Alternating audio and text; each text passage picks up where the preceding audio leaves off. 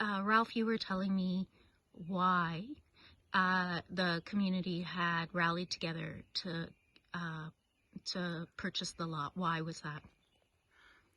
Well, the lot became available for sale, and as I began to consider the boundaries of the lot, I realized it was immediately adjacent to a portion of Lot 309 that the community purchased as an ecological reserve nearly 30 years ago, and I thought, wow, this is really significant. It's next to an existing ecological reserve.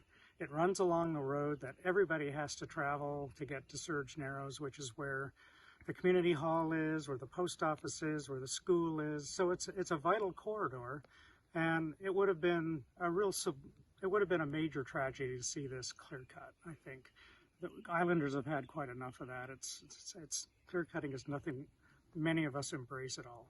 And what did you discover once you'd managed to fundraise and purchase the lot? What did you discover within the forest?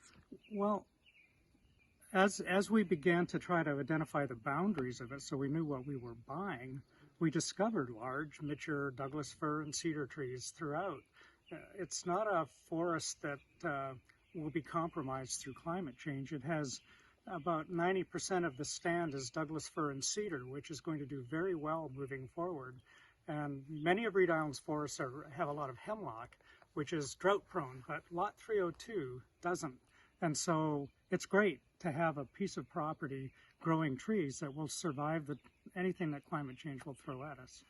And Lanny, you were saying that beyond the ecology, that the forest will also be of value to the community. You said that there's lots of community projects that work here, particularly around kids and education. Well, as we're developing this trail, yeah, it's been a huge community project, actually. It's just brought everybody together in a wonderful way. It was so exciting. The fundraising was relatively easy. People dug deep, and the money poured in from the wider community. That was just astounding and wonderful. And so it was a project that everybody got behind and was excited about, and it's just been so quick and relatively easy.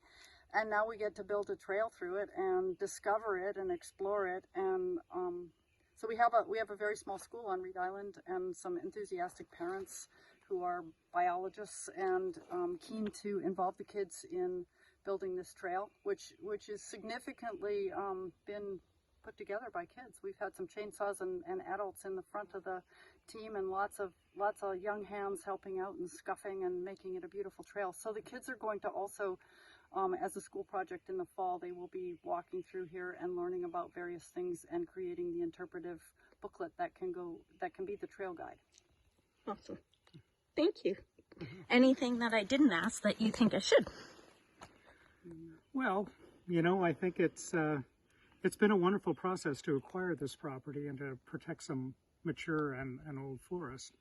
But I think it's sad to think that communities have to raise the two lots, I guess, combined are, edging up to $250,000 for 40 acres of mature forest. And it's sad that small communities have to dig so deep and work so hard to protect these ecosystems when there used to be so many of them, and we have a government that just doesn't seem to care about any other values other than, what that land might be worth to the forest industry as a clear cut and as fiber in the sawmill.